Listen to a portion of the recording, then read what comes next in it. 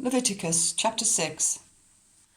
The Lord said to Moses, "If anyone sins and is unfaithful to the Lord by deceiving a neighbour about something entrusted to them, or left in their care, or about something stolen, or if they cheat a neighbour, or if they find lost property and lie about it, or if they swear falsely about any such sin that people may commit, when they thus sin and realize their guilt, they must return what they have stolen or taken by extortion, or what was entrusted to them, or the lost property they found, or whatever it was they swore falsely about.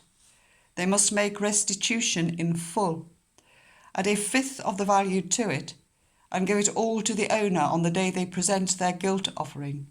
And as a penalty, they must bring to the priest, that is, to the Lord, their guilt offering, a ram from the flock, one without defect and of the proper value. In this way, the priest will make atonement for them before the Lord, and they will be forgiven for any of the things they did that made them guilty. The Lord said to Moses, "Give Aaron and his sons this command. These are the regulations for the burnt offering. The burnt offering is to remain on the altar hearth throughout the night, till morning, and the fire must be kept burning on the altar. The priest shall then put on his linen clothes, with linen undergarments next to his body, and shall remove the ashes of the burnt offering that the fire has consumed on the altar, and place them beside the altar. Then he is to take off the clothes and put on others, and carry the ashes outside the camp to a place that is ceremonially clean. The fire on the altar must be kept burning, it must not go out. Every morning the priest is to add firewood and arrange the burnt offering on the fire and burn the fat of the fellowship offerings on it. The fire must be kept burning on the altar continuously, it must not go out." These are the regulations for the grain offering. Aaron's sons are to bring it before the Lord in front of the altar. The priest is to take a handful of the finest flour and some olive oil, together with all the incense on the grain offering, and burn the memorial portion on the altar as an aroma pleasing to the Lord. Aaron and his sons shall eat the rest of it, but it is to be eaten without yeast in the sanctuary area. They are to eat it in the courtyard of the tent of meeting. It must not be baked with yeast. I have given it as their share of the food offerings presented to me. Like the sin offering and the guilt offering, it is most holy.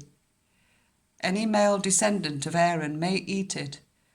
For all generations to come, it is his perpetual share of the food offerings presented to the Lord. Whatever touches it will become holy. The Lord also said to Moses, "This is the offering Aaron and his sons are to bring to the Lord on the day he is anointed: 1/10 of an ephah of the finest flour as a regular grain offering, half of it in the morning and half in the evening. It must be prepared with oil on a griddle. Bring it well mixed and present the grain offering broken in pieces as an aroma pleasing to the Lord. The son who is to succeed him as anointed priest shall prepare it. It is the Lord's perpetual share and is to be burned completely. Every grain offering of a priest shall be burned completely. It must not be eaten." The Lord said to Moses, "Say to Aaron and his sons, these are the regulations for the sin offering. The sin offering is to be slaughtered before the Lord in the place where the burnt offering is slaughtered. It is most holy. The priest who offers it shall eat it. It is to be eaten in the sanctuary area, in the courtyard of the tent of meeting. Whatever touches any of the flesh will become holy, and if any of the blood is splattered on a garment, you must wash it in the sanctuary area. The clay pot that the meat is cooked in must be broken, but if it is cooked in a bronze pot, the pot is to be scoured and rinsed with water. Any male in a priest's family may eat it. It is most holy.